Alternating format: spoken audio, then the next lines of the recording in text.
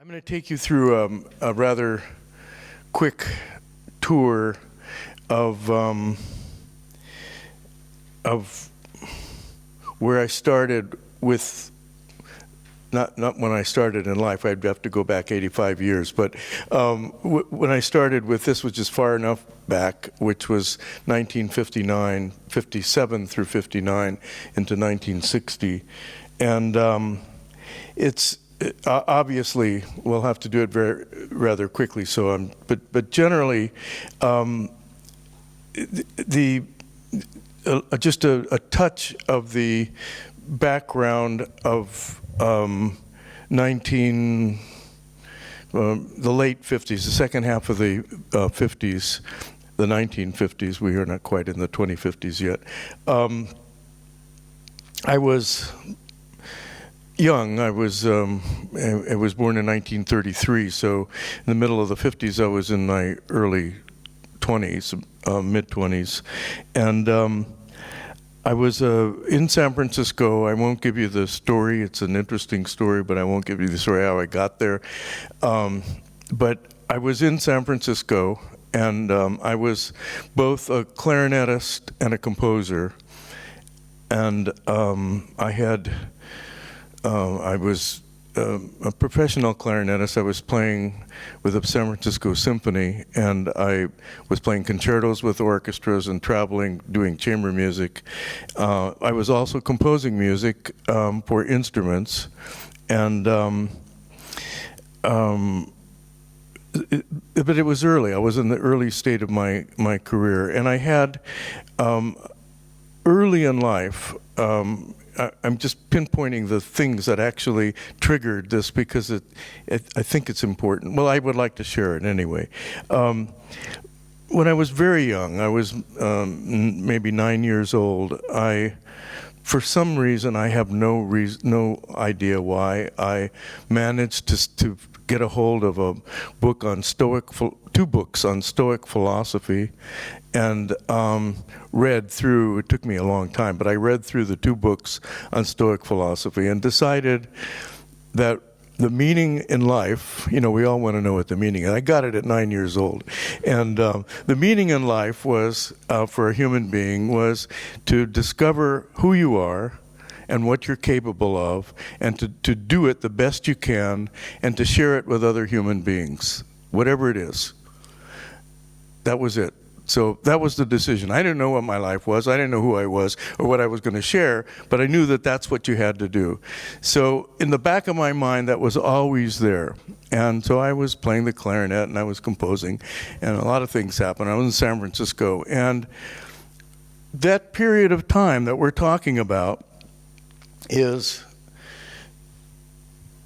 several things. Oh, there's no wire here.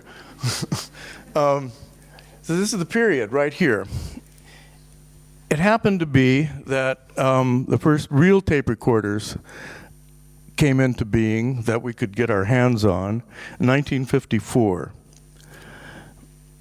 And I'm talking about 1955 through 1960. The first use of the transistor in a commercial way was in this period. Up until then, and through that time, I was aware, and everybody was aware, that 99% of the population of the Earth only could hear music that was local, that your father played, or that you played, or someone played to you. Maybe some phonograph record would get to you that didn't sound like real music, but you get some idea of it. But basically, if literacy in music is through the ear, literacy we think of reading, but the musician reads the music, but you don't get the music from them that way. You get the music through your ear. 99% of the population was relatively musically illiterate to all the music that was possible to hear at that point in time. Much like the book. The book, before the printing press, was, you could read a book if you went to Alexandria you know, if you travel to Egypt, you could read a book, but basically most people were illiterate. Technology, the importance of the tape recorder is that it was cheap enough to someone to buy. So now we could have a recording, just like you could have a recording of music that people could get. But how do you distribute that? The machinery even to play the music was vacuum tubes, very expensive. 1958, Bank of America came out with the first credit card, and that meant that, and the transistor had come into being and a commercial object. That meant that the transmission, this is what I'm thinking back in that period of time, playing the clarinet with the San Francisco Symphony and composing music for instruments. Not only was everything going to be cheap enough for people to buy, but the Bank of America said, I'll give you this credit card, you don't even have to have money. I mean, that's what we thought. It changed the world, right? By there's the transistor over there. So by 1959, it suddenly occurred to me that I was alive during the time that music would change, change the world, like the printing press changed language. And that was overwhelming. My 9-year-old idea was, I could play the clarinet, but I would talk to people and I'd say, everything is going to change. Not only is everything going to change, but in a few years, it will change because commercial people who want to sell something will take the technology and give people what they want, which will be new pianos, new sousaphones or whatever it is, new old things, and that's what people would go. When now, this was going to be the zero moment in a new period, a new epoch, and we could have people who didn't spend their lives from 5 years old to 20 years old, 6 hours to 8 hours a day, learning to play an instrument and learning music. But people who would, at 18 or 19 or 20 years old, who at that point in time couldn't say, oh, I'm going to be a musician and play the Beethoven violin concerto. Can't do it. But this is the point where that 99% that didn't get that education, for whatever reason, could become literate and even creative with music. But they're going to be given the instruments of the past electronically. They're going to drag the past into it. I read for the first time, before the book came out, his first book, Marshall McLuhan had done a lecture, and I had an excerpt from the lecture, several of us. And he said, we walk into the future backwards, looking through a rear view mirror. And I thought, when I looked around and talked to people, there were very few people who saw what was happening. And I thought, if I see what's happening, then I have an obligation to do the best I can to do what I think should be done and share it. I'm not there to change anything, but I must do that thing. And so I had to see if I had an aptitude for it. I made a big piece with electronics and images and lights and musicians and with speakers all around and the audience in the middle. I did that in 1961, and it was in San Francisco, and I didn't know everyone was going to be on drugs in 3 years, or maybe they already were, I don't know. But it was quite a sensation, and the San Francisco Chronicle wrote it, a new art form has been born, and I thought, well, it wasn't a very good piece, I never thought it to be done again, but I thought, well, I must have some aptitude. So I made the decision at that point to throw away the clarinet and dedicate myself to this new thing, doing the best I can with it, to make an example of what could be done. Whether anyone wanted it or not, I was going to share it with them. Whoever wanted it could do it and not. And 100 years from then, it would be when I thought this would all catch up. I didn't think I'd be standing here. I even didn't think I would be this old. But even this old, I thought it would take longer. But so I began my search. And the first thing that we did, I joined with Ramon Sender, a close friend of mine, and I gathered equipment. I started to build a studio. It was made of automobile parts and things. I could afford one tape recorder, and we joined. He had one oscillator, and so we put it together, and we made a studio. Together, we found a house that a real estate person gave us to live in, to work, to make a studio out of. They were going to tear it down in a few years, and we could just use it. So we did that, and we tried to get some money and called. Since I was playing with the San Francisco Symphony, I knew one of the patrons of the orchestra, and I called her. She had just bought a Stradivarius string quartet of instruments for either the Budapest Quartet or one of the big quartets. And I said, Ramon and I are starting this thing. Could you send us some money? She said, oh, yes, no problem, but you have to become incorporated, nonprofit. So we spent $150 and became a nonprofit, and we had to have a name, so we called it the San Francisco Tape Music Center Incorporated, and she sent us a check for $25, and we put it on the wall. The building burned down with the check a year later, but in any case, that's how the San Francisco Tape Music Center started. We found another place, and we tried Ramon was going to help me with this new machine. I called it an electronic, I didn't call it a synthesizer. It was going to be an electronic music easel. And we came up with, Ramon and I came up with an idea of using photosensitive light and wheels and holes in the wheels, and I put an ad in the paper to find an engineer who could build this thing. This was a model. I didn't think it would be that, but it was something to give the engineer some idea of what we were after, because if you put the wheel around and light comes on it, the photocell, the faster the shape of the holes give you the timbre, and the speed of it goes around, gives you the pitch. So that's the beginning. You could do anything you wanted. It was the idea of starting from scratch to make any kind of music. And several engineers came by. Most of them were on drugs.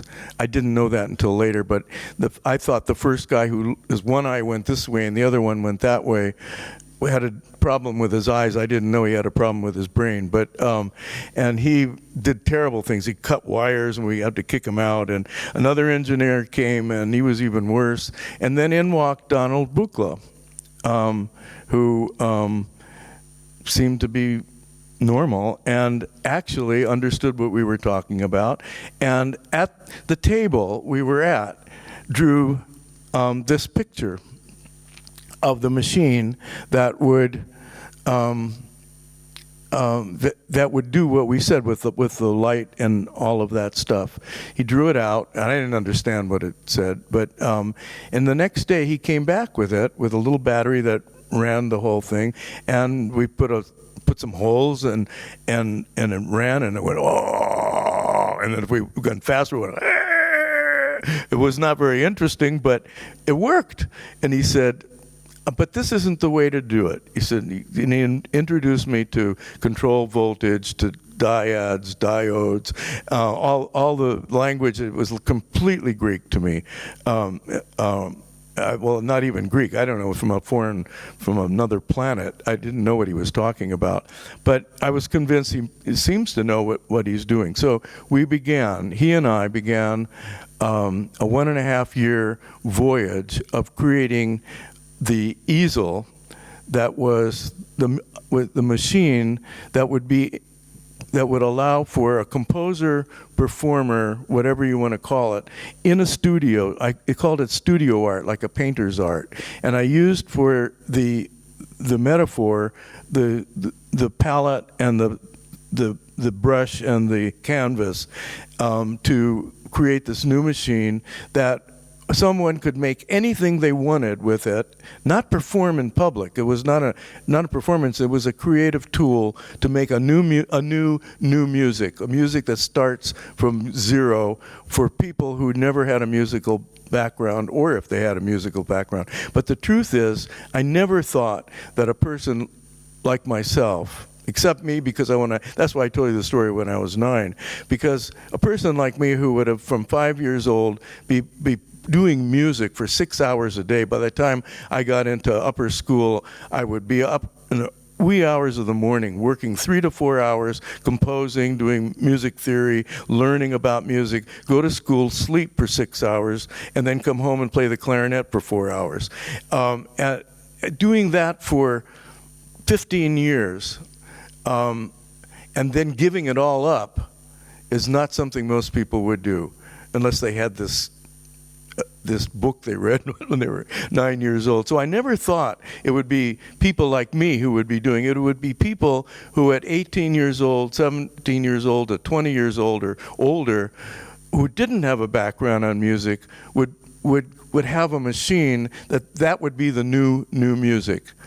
So we began working on that and that principle. One of the first things, these are the modules here that eventually came from the 100, but I'm not going to go through all of that unless you are particularly interested in it.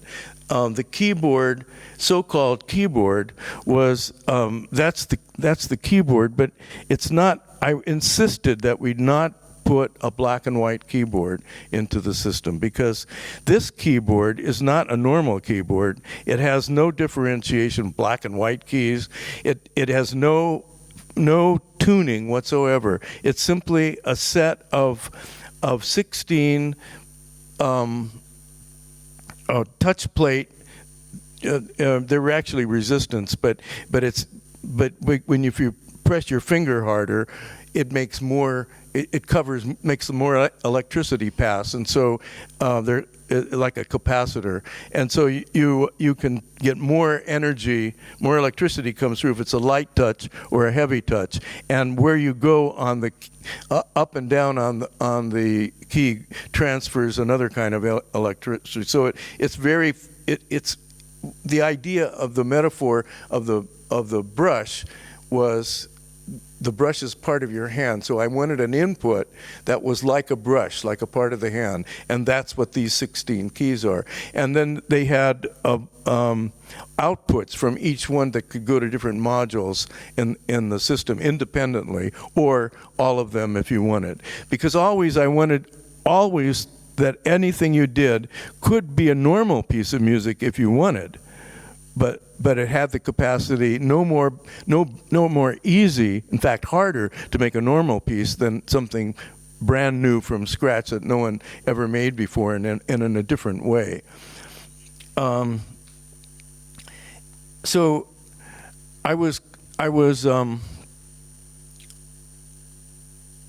I'll go over here. This is me in my studio on Bleecker Street. By the time the booklet got finished, I was ready to move on to New York. I was invited to New York to do several things. So I brought the booklet to New York. The San Francisco Tape Music Center still has the original, and this is a duplicate of it that I went with. This is my studio in New York. I'll come back to that in a minute.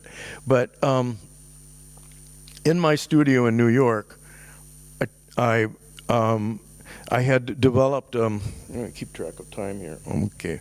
I developed, I would do, because of my background of traditional music, by the way, by the time I got to New York, I not only gave up the clarinet, the week before I left, I played the Brahms clarinet quintet with a famous string quartet at the time, in public, and before that I was on television doing a live performance. In the television show, I was playing a piece by composer starts with clarinet. I knew I was going to give up the clarinet as soon as I was done. When I got to New York, I was going to have enough money to live on without the clarinet, and so I was not going to play anymore, but I wasn't leaving for 2 weeks, so I still had the clarinet. And I was playing this piece, and it starts off with a little passage that goes, it's clarinet solo. In comes the camera, because in those days you never rehearsed with the camera ahead of time, so the television didn't know I was going to do that, so it comes in, and it caught my attention, and corner of my eye, I could see a man standing at a pillar about that far away, leaning with his arms folded like this, wearing a white T-shirt and Levi's, and I was in tails and tuxedo playing the clarinet on television. I don't know how many people were watching. And the guy over there was me in a white T-shirt and jeans, and he's laughing. He's saying, "What are you I won't give you the words he used, but four-letter words. It started with an F. What are you doing?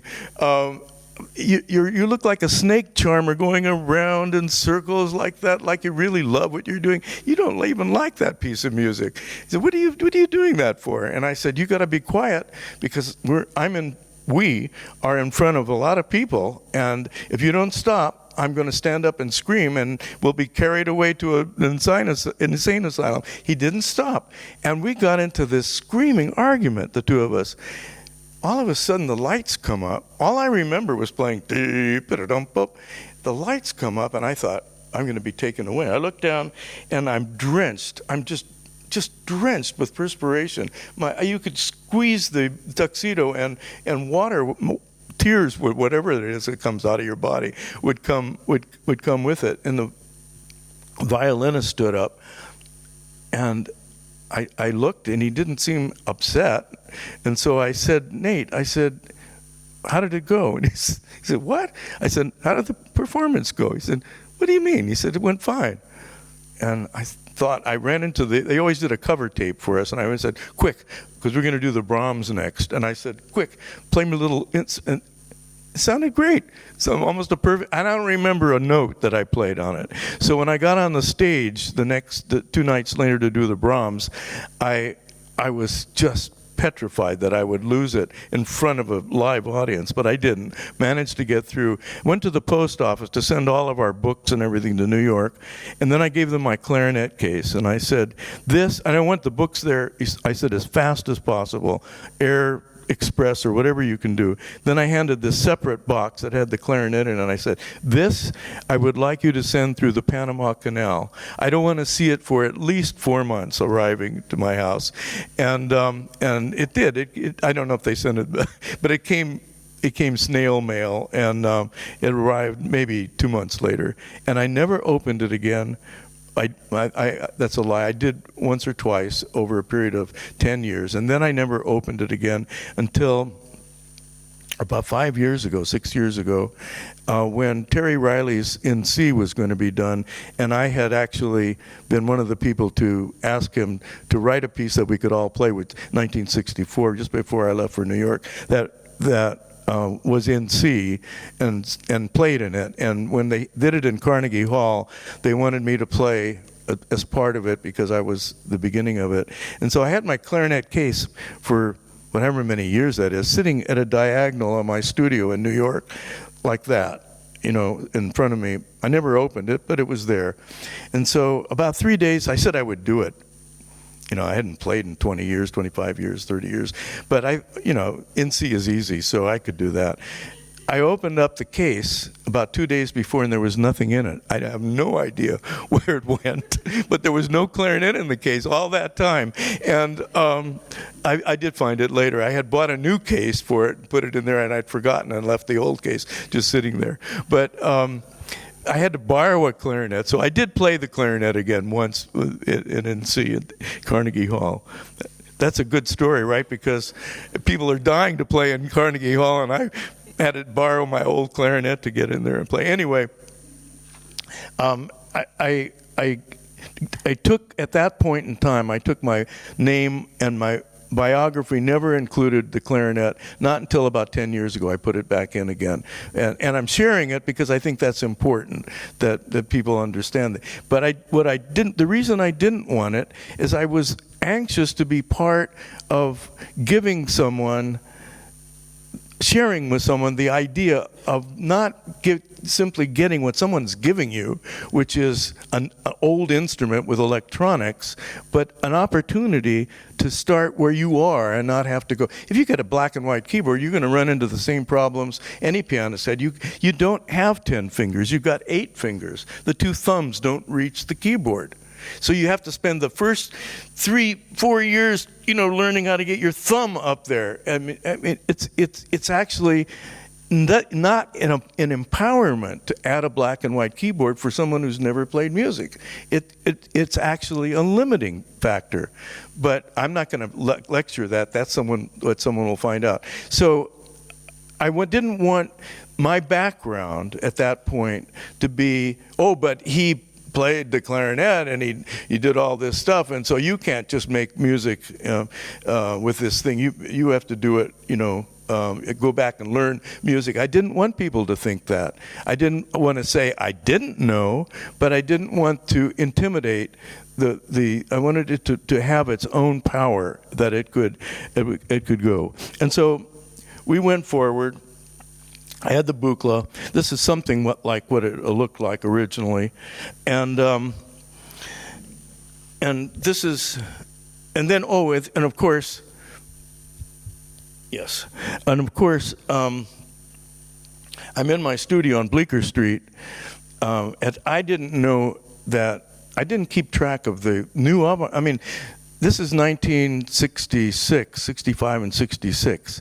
The Beatles didn't come into the United States until 64. I didn't know in those 2 years that the world had been taken over by, I knew that they were famous, but I didn't pay much attention. I didn't know the world had been taken over by a new set of pop musicians that had come into being, the Grateful Dead and all this, and all the people that were there. So I had my studio on Bleecker Street, which happened to be the center of everything that was going on in New York. They were all playing within a block of where my studio was. And I worked late at night because I had 2 kids that I had to take care of, and I was up during the daytime, but when they went to bed, I had a woman come in, and I would come to my studio, and it was a block away, and I would work all night and get back, play a Brandenburg concerto, a vinyl thing, and get myself in the mood to wake my children up and give them breakfast and say, all the things you're supposed to say to get them off to school. And so I was in my studio one of the nights, and every night there'd be different people would come in. They were from the bands, getting off 2 o'clock in the morning, and they'd come. Many of them would come in, and I had an old sofa, and they would sit in it. And I talked to them sometimes, people from the Grateful Dead and people from Andy Warhol's group. They would all sort of come in. They heard there was this madman with all these wires and things, doing these strange things at night. And they would just walk in to be part of it. The door was always open, so they just came in. And I never really had a long conversation with anyone, and I kept my work going. And I was giving lectures, public lectures, to help the income. And my public lecture was something like the new medium in music is the phonograph record. And because we now had long playing, good quality, virtual reality sound for the first time in history. So you could play more than 3 minutes on the side of a record. You could play 15 minutes on the side of a record. And so you could actually have real music. And he said the new instrument, the new medium is the phonograph record. And it will be the new chamber music. It will replace, for people who didn't play the piano, they will be able to have their own chamber music, which will be records.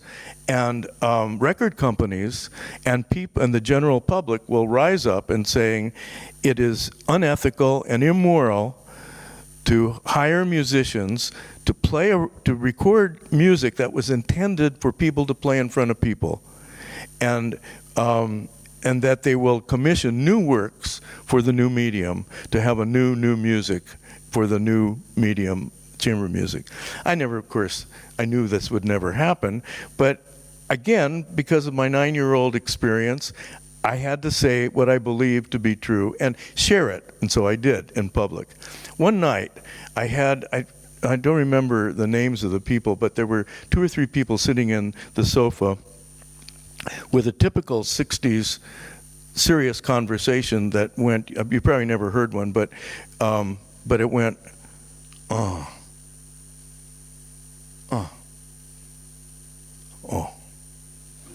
That was the vocabulary approximately going on at 2 or 3 o'clock in the morning on that sofa. And in walks this guy in a suit, and he gives me my lecture. He gives me almost word for word. I'm talking about immorality and unethical. He said, I'm the head of this record company, and he gives me the name, which was an outlandish name. And I thought he was making fun of me, that he had been at one of my lectures and was coming in and dressing up and making fun of me, that he thought it was really stupid what I was saying. And he said, and we've decided to give you $500 to do this. And that was a lot of money in those days. I practically pushed him. I said, please leave, and I don't want to see you ever again. And so he left. The next morning, I went to play my Brandenburg Concerto, and it was None Such Records. The only reason I bought it was cheap. And I tried calling all day long. I couldn't find None Such in the telephone book, so I thought, I just blew it. I mean, this guy was real. I get in at 2 or 3 o'clock in the morning, he enters again. And I'm about to get on my knees and say, I'll do it for nothing. And he says, don't send me away, just listen. He said, we met all day today, and we've decided to offer you $1,000. And I said, I'll take it. And that was the commission for Silver Apples of the Moon. And so that was actually 13 months before it was released in September 1967, so that would have been whenever that 13 months was. It was, I think, sometime in 1966. I worked for 13 months, and I got it done. And, of course, when it came out, the Moog didn't exist yet in a form that anyone could use.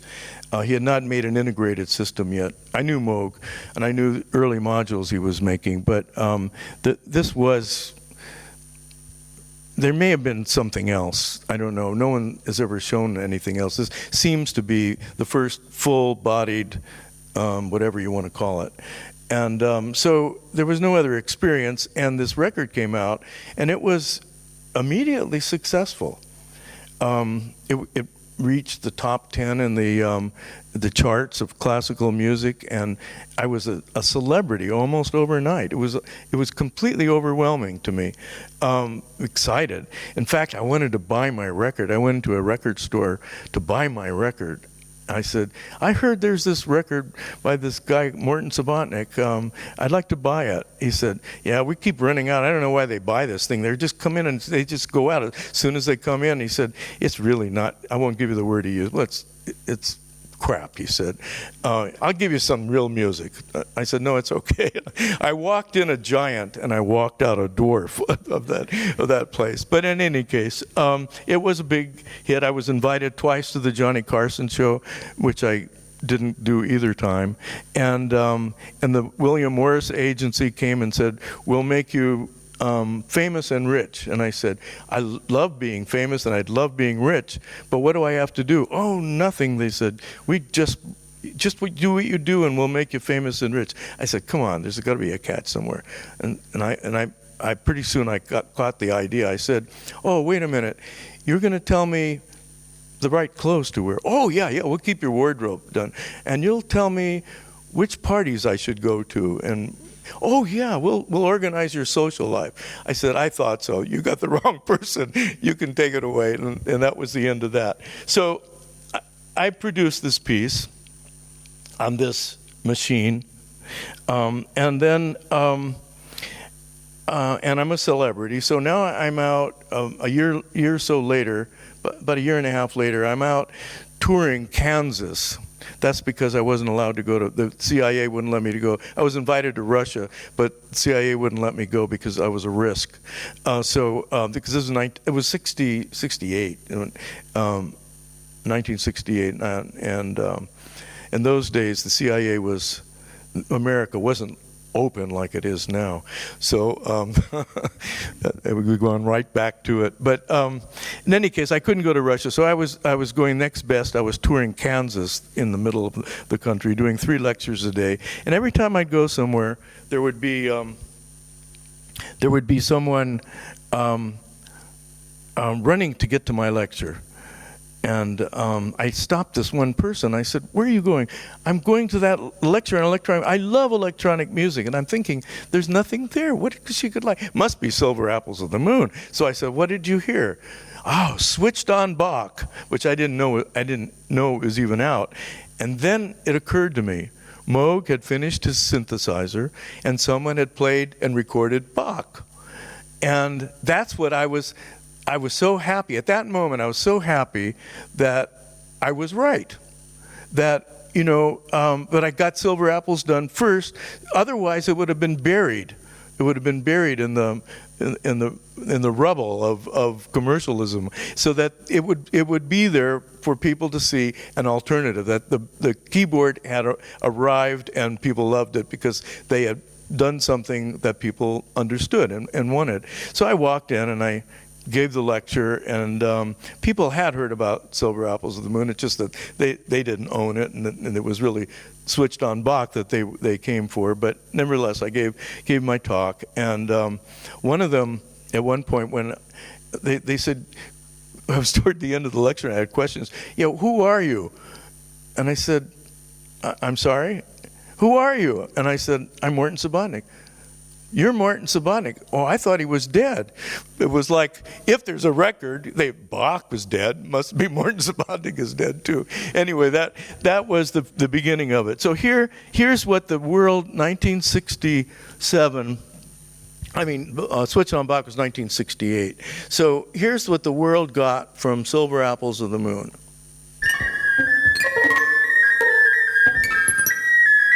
We need a little more volume, I think. Well, that's okay. Let me get a little louder.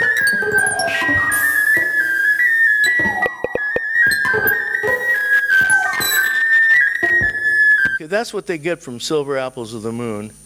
And then what they get from Switched on Bach is this.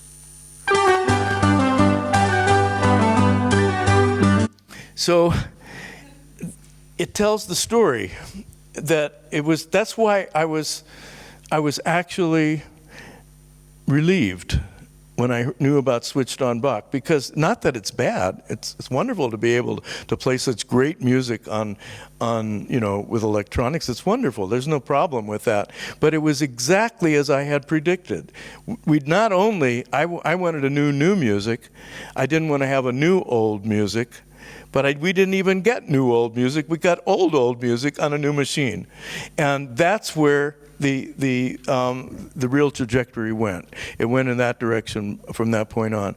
My work, I continued without worrying. This was not a Switched on Bach. The date here is when he built it. Ours was built 63, 64. And then I had this studio on Bleecker Street, and I kept working. There was lots of pictures here. And at a certain point in the first years or so, the idea of, if you went to the concert, you would have heard when you wouldn't hear this music, but the concept. I was really energized. One, I didn't go on the Johnny Carson, I didn't get rich and famous, but I had made my mark, so that whatever I did from that point on, I would live up to my promise of the 9-year-old kid, that I could keep going and share. It was modest, but it was good enough to keep going. And so I kept going, and I took it to the next step of the metaphor of the easel, of trying to get more input that would be gestural. That's a gesture. It's not a stamp. It's not C. It's how, here's C. Oh. It's actually not that, it's dong. Now here's another C. Oh. If you have a violin, a beautiful violin, a Stradivarius violin, and you bow one note, that one bowing could cause people to cry. It's so beautiful. It could cause them to die if it's so ugly. It's the way in which you move, the gesture that makes the meaningfulness in music, not just a note being hit. So I was on the right track, but I realized there was another element missing that we had left out, and that was oh.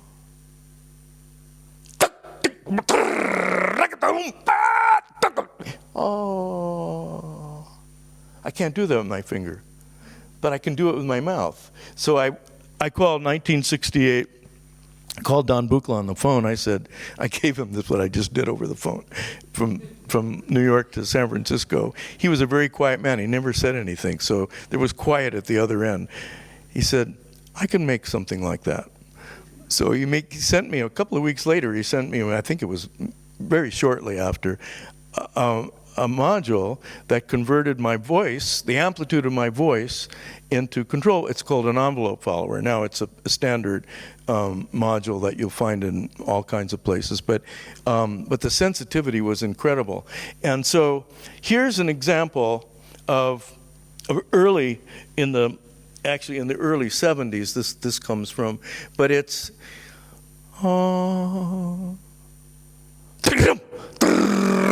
and you can move it from side to side and do everything you wanted with it. Here's what it sounds like with electronics.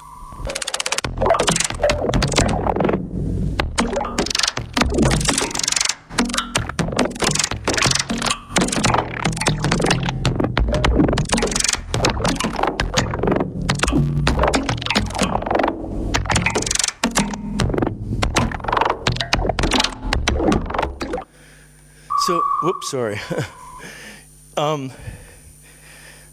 So what it's working from is a recording of my voice, doing just what I did, and then translating it after the fact, taking leader tape on either part, so it's standing by itself, and then patching the entire Buchla and it takes me the length of time that you heard this to make the recording, but then it takes the next 2 to 3 weeks of patching every piece in the studio together to make my voice make all these things happen at one time.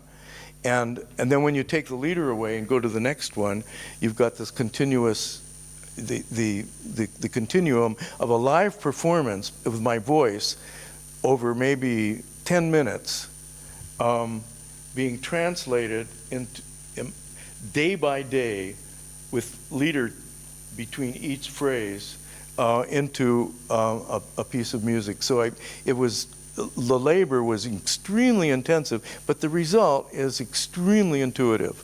I mean, with a sense of human, it's the easel. It's that thing going. And last night I used now a wind controller, because if I use my voice, you're going to hear it in the auditorium. I don't want you to hear my voice. I want you to hear the results of the voice. So I can do it now because they make equipment that allows you to do that by just blowing. The early wind followers would never do that. I won't get into that because they were thinking you were doing something else. The new ones actually are very good, and you can do exactly what I did with my voice with the new wind followers. So the breath controllers. And so I was doing things like that last night, and I was doing them in real time. You were getting them when I wanted them, and if I go, then you hear, if I go, it goes, and it's also moving it in space, both my hand and the thing. So everything is happening in real time. But I couldn't do anything like that in real time, and it had to be done with patches that would go in the studio and complete. But that gives you a good example, I think the best example, those things I just showed you, of the direction that I was trying to share with people, a direction that was not piano-based, not old music-based. When I say old, I don't mean bad. I mean before this moment, before the moment of the Big Bang, the technological Big Bang, to be able to bring, in fact, well, since I can end this with, because I use the metaphor of the printing press. The printing press what the printing press did is it brought the recording, it brought the early writing from Sumeria, 7,000, 8,000, 9,000 years ago. And what the term etched in stone was literally true. They were keeping track of how much people owned and kept it in stone. And so that at the end of the year, they could collect taxes from these people. So there was a record of how much people had nothing to do with how they felt about what they owned or how they felt about the taxes. So when the printing press came, it brought the language as etched in stone, but not the oral tradition. So if I say to you, do you like what you do? You could answer yes, no. But if I say to you, do you like what you do? Then you can't answer it yes, no, because there's some kind of, do you like what you do? When you write it, you can't write it other than do you like what you do, ? So how do you get that information from a page? You can't. Only by writing more. You'd have to write a paragraph, maybe a novel, depending on what you're doing and why you don't like it or why you do like it.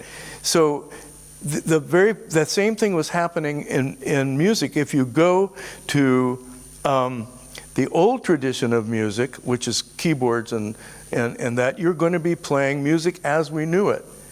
You can't get to the new. What we could do with the new technology is what I was trying to demonstrate. You could have a new vocabulary which is based on gesture. The musician, the instruments, the music that was written for instruments was like the old stone that said how much do they have. How you feel about it could only be said when you came to collect it. The people would say, no, you're going to make me poor. Or, oh boy, let's take all that stuff. All the stuff that you would say in real life is not in the record. And so suddenly that oral tradition is gone. So what I was trying to do is to get the body gestural that made the music, because the composers would write, it'd be the musicians who made that violin make you cry because it was so beautiful. It wasn't the person who wrote C, it was the person who played it that did it. So the music of Beethoven was a template for people to play. If they play it badly, you would hate it. If they play it beautifully, it could be beautiful. That was missing from what was going to happen if you went just the direction that the instrumentation was taking you at that point. You could make interesting things, but they wouldn't have that possibility. Only if you can get at the instrument without the keyboard and just playing notes, or some kind of input device that would allow you, even knobs or sliders, give you more input information than playing a C on a piano. So that I shared, and I'm still alive, and I'm still sharing it. I shared it live now, which I couldn't do then, and on record. So that's my talk. So any questions? Thank you.